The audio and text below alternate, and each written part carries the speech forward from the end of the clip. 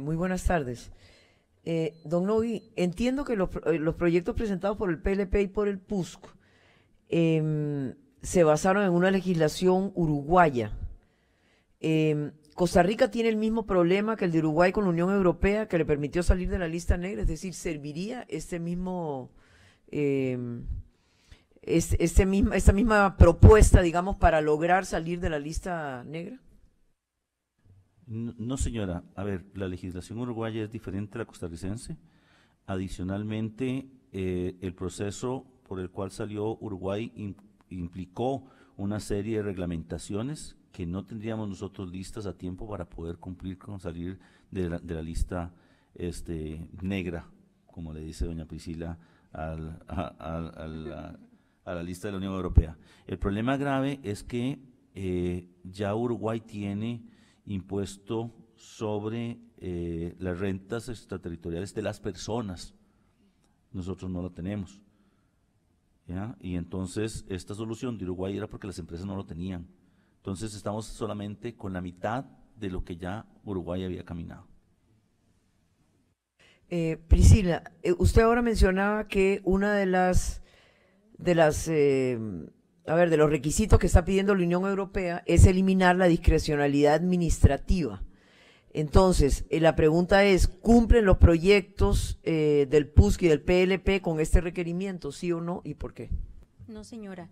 En nuestro criterio, más bien, como lo expusimos, se amplía la discrecionalidad administrativa y se abre además un ámbito de discrecionalidad para que los contribuyentes sean quienes determinen la condición de las rentas, la condición de las entidades, y por ende entraríamos en mayores espacios elusivos y potencialmente evasivos. ¿Y hay manera de corregir eso, ahondando un poco en la pregunta que les hacía la diputada Ramírez?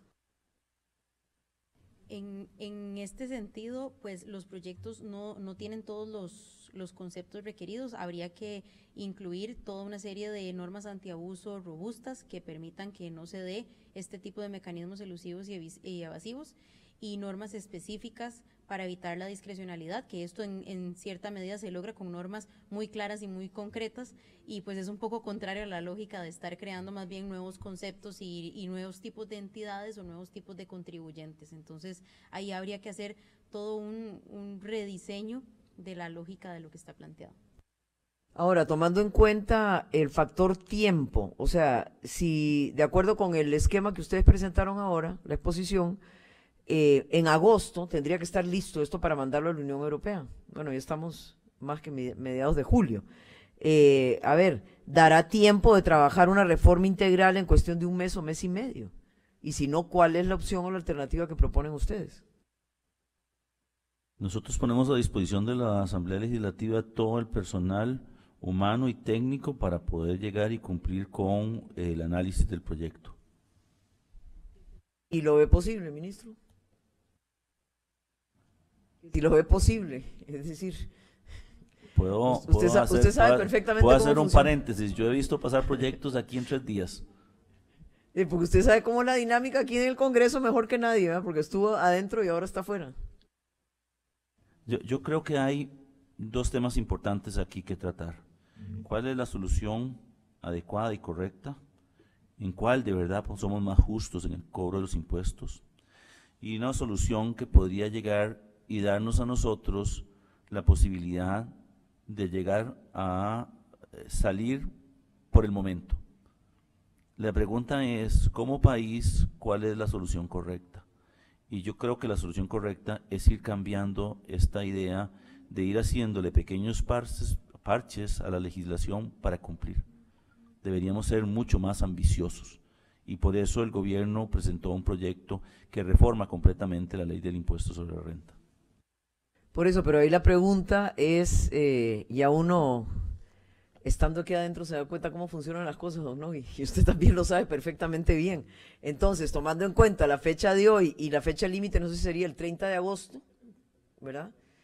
A ver, ¿habrá tiempo de trabajarla o no? Porque los diputados pues tendrían que estudiar mucho y ustedes tendrían que aportar demasiado la parte técnica para poderlo lograr. No ¿Perdón? sé si me deja interrumpirla. Sí, señora, por supuesto que sí. Solo quiero seguir en la misma línea que usted está, si me permite, que yo sé que es su tiempo.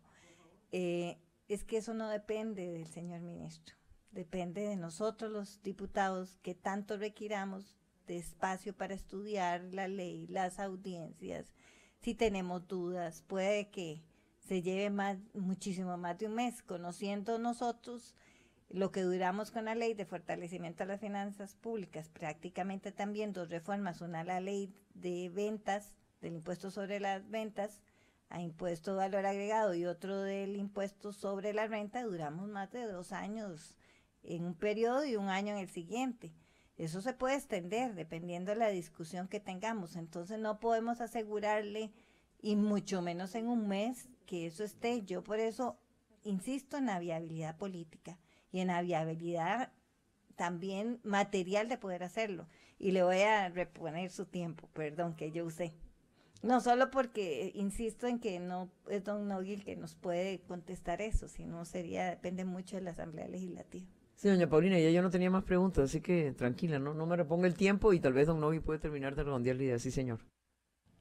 Sí, yo creo que todos debemos aspirar al máximo posible. La vida no se construye haciendo lo mínimo. Y yo creo que eso es un tema importante para el país. El país también tiene que pensar en esas dimensiones. Lo que sí es cierto, doña Pilar, como bien lo dice usted, es que uno aquí aprende a ser pragmático. ¿Ah?